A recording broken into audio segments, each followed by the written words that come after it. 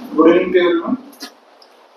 आज का दिन में एक नॉमिनेशन फाइल हुई खटिया में, उसका मिलाकर आज कल का नॉमिनेशन का 3, आज एक खटिया में नया नॉमिनेशन हुई। टोटल अभी तक 4 नॉमिनेशन फाइल हुआ। कल संडे है, इसलिए नॉमिनेशन कल रिसीव नहीं की जाएगी।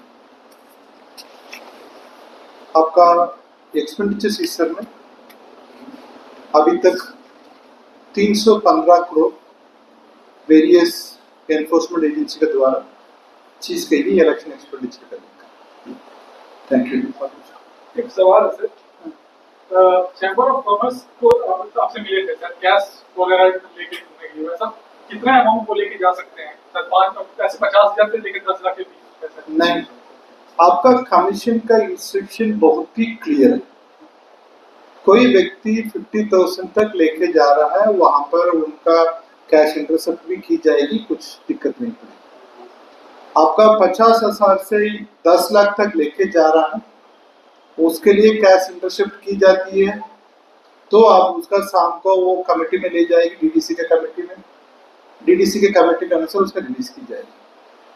आपका कुछ कारण से आपका कैश कहाँ से सपोज अपने ऑफिस वर्क से आपका बैंक में जमा करके लेके जाना पड़ती है, उसके लिए आप प्रियर इंफॉर्मेशन करके लेके जाएंगे। कहाँ पर 10 लाख ऊपर कैश ट्रांसफर हो रही है, उसका वो इंटरसेप्ट की जाती है, वो ऑटोमेटिकली आपको इनकम टैक्स के बाद हैंड ओवर की जाती है। उनका अपने प्रक्रिया के अनुसार वो हैंड करेंगे। ये नियम आपका इलेक्शन कमीशन का क्लियर है, वो आपका पूरा कंट्री में एक ही नियम है, उसी का ही पालन की जाएगी सभी जगह पर। डीडीसी के पास जो जाना है वो पहले इन्फॉर्म करके वो 10 लाख तक अपना जाके डिपॉजिट कर सकते हैं। उनका वो 10 लाख ऐसा करके भी नहीं है। आपका कोई भी फॉलोबेट पर्पस है, मतलब आप एडवांस में डीओ के इंफॉर्मेशन कर देंगे, आपका उसी का इंफॉर्मेशन करके उसका ले जा सकते हैं, आपका जमा कर सकते हैं। वो आपका एडवांस प्रोसीजर। इसी तरफ से आपका बैंक भी अपने वो इंफॉर्मेशन के अनुसार उनका कैश ट्रांसफर कर देता, वो क्यूआर कोड के साथ में ट्रांसफर करना, वो भी प्रोसीजर ऑलरेडी फिक्स है। आपका 50,000 से 10 लाख का वो बात की जा रही है, कहाँ पर भी आपका कैश इंटरसेप्ट की जाती है, वो आपका डीडीसी के कमेटी में जाएगी, वो कमेटी उसका एग्जामिन करेगी, वो इलेक्शन पर्पस है नहीं करके वो अस्पष्ट हो गया तो कमेटी उसका रिलीज करेगी, नहीं मतलब कैश का चीज करके रखा देंगे। किसी भी क्रिमिनल केस का रिलेटेड में कैश चीज की जाती है, ऐसा ड्रग के साथ में चीज किया जाती है, नहीं मतलब कुछ इलीगल लिकर के साथ में की जाती है, और ऑटोमेटिकली वो केस के साथ में एफआईआर का पार्ट हो जाती है, उसका रिलीज नहीं की जाएगी। वो क्रिमिनल प्रोसेस का बात है, वो रिलीज की जाएगी। बाकी कोई भी फंड आपका वो विदाउट एफआईआर चीज करके रखा है, वो आपका डीओ के कंट्रोल में है, वो इलेक्शन प्रोसेस कंप्लीट होने के बाद 1 हफ्ता के बाद वो रिलीज की जाएगी विदाउट क्वेश्चन। सर पोस्ट वो आप लोग कैसे करने वाले हो, किस तरीके से आप लोग करने वाले हो? देखिए, पोस्टल बैलेट लेकिन मतलब उसमें आपका 3 कैटेगरी मेजर कैटेगरी में आती है।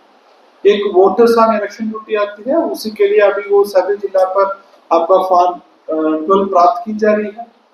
दूसरा होती है आपका एब्सेंटी वोटर्स, एबीएसी एबीपीटी करके बोला जाता है। होम वोटिंग के लिए आपका सीनियर सिटीजन 85 प्लस एंड वो विकलांग कैंडिडेट दिव्यांग वो वोटर्स है, उनका 40% डिसेबिलिटी का है।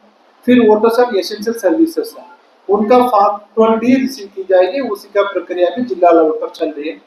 उसके बाद एक कैटेगरी आती है सर्विस वोटर्स, मतलब आपका वो मिलिट्री फोर्सेस में है, कुछ पैरामिलिट्री फोर्सेस में नहीं, मतलब इंडियन मिशन में बाहर काम करता है, उनका ऑलरेडी आप लोग का ऑलरेडी सर्विस वोटर का नाम एनरोल्ड है।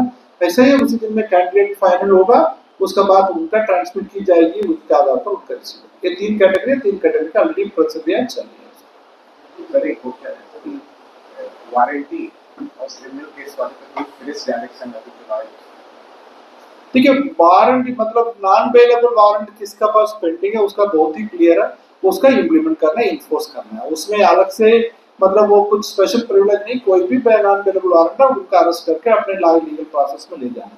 जिला बदर वालों के लिए कुछ पैसा है, वो भी उनका आपका वो जिला बदर किसी का किया हुआ, मतलब उनका पोस्टल बैलेट करके प्रोविजन है, उनका कहाँ पर डिटेंशन किया हुआ, मतलब उसी तरह से अभी कुछ एप्लीकेशन हम लोगों के पास नहीं। आर्म्स जमा करने के लिए कुछ गाइडेंस दिए गए? देखिए, आर्म्स जमा करने के लिए आपका वो कमीशन का गाइडेंस बहुत ही क्लियर है, उसका साथ साथ में वो बॉम्बे हाईकोर्ट की एक जजमेंट है, उसका भी कमीशन फॉलो करती है।